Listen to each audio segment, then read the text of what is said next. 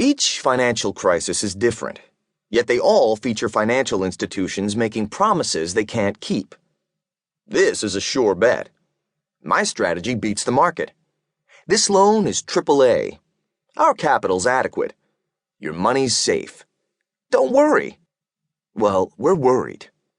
The financial market has melted down, and with it, trust in a system that routinely borrows short and lends long, guaranteeing repayment yet investing at risk.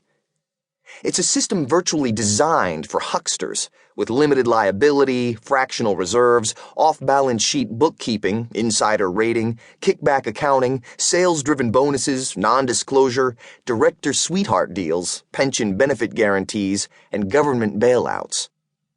It's a Wonderful Life, the beloved Christmas movie, showed just where this can lead.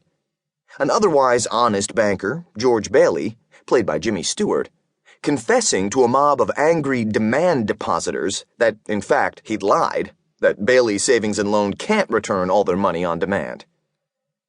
Despondent and about to take his life, God sends an angel to save George and his bank just in the nick of time. The movie's ending is happy, but its underlying message is not. Our financial system, as designed, is fantastically fragile, perched atop a pillar of trust that can instantly be undermined. Check that. Was undermined. For here we sit with our financial pillar in ruins, watching Uncle Sam desperately trying to glue the pieces back together. It's not Bailey Savings and Loan. Uncle Sam's strategy, fight each financial fire one by one and rebuild the old system pretty much as was, is deeply misguided.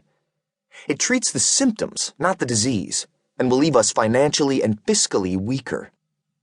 The financial community has close ties to Sam, marked by massive campaign contributions to both parties, and is working overtime to make sure Sam doesn't rock their boat.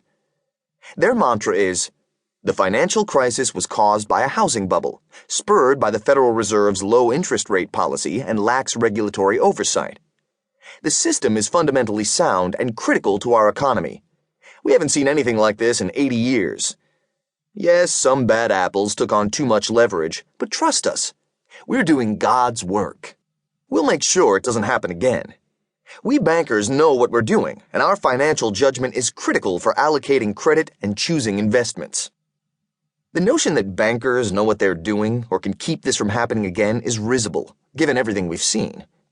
And the proposition that banking as usual is essential to our economy as opposed to extremely dangerous is predicated on a quaint view of banks that bears little resemblance to today's reality. Bailey Savings and Loan is not your local bank. Your local bank is Bank of America, Citigroup, J.P. Morgan Chase, or one of the other 10 largest banking conglomerates, whose headquarters are hundreds, if not thousands of miles away, and who have taken over most of the banking business. And Jimmy Stewart, the honest, warm, kind, and trusting soul, is not your local banker. Jimmy Stewart is dead. Your local banker is some underpaid clerk who's been in place for 6 months and knows nothing about you, your family, or your business, and frankly could care less.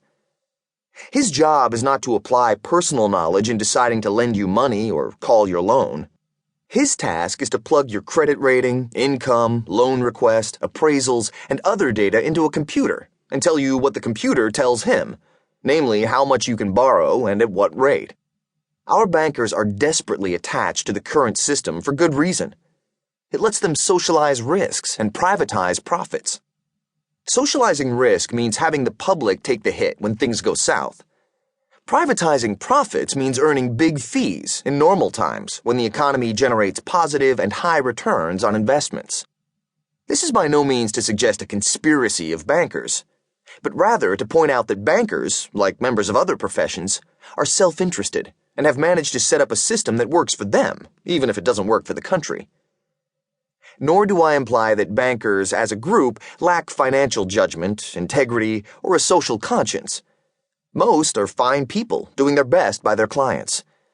But their ranks, particularly their top ranks, include a remarkably large number of fast-talking con artists, riverboat gamblers, and highwaymen whom you'd never trust with your money, let alone your kids, if you really got to know them.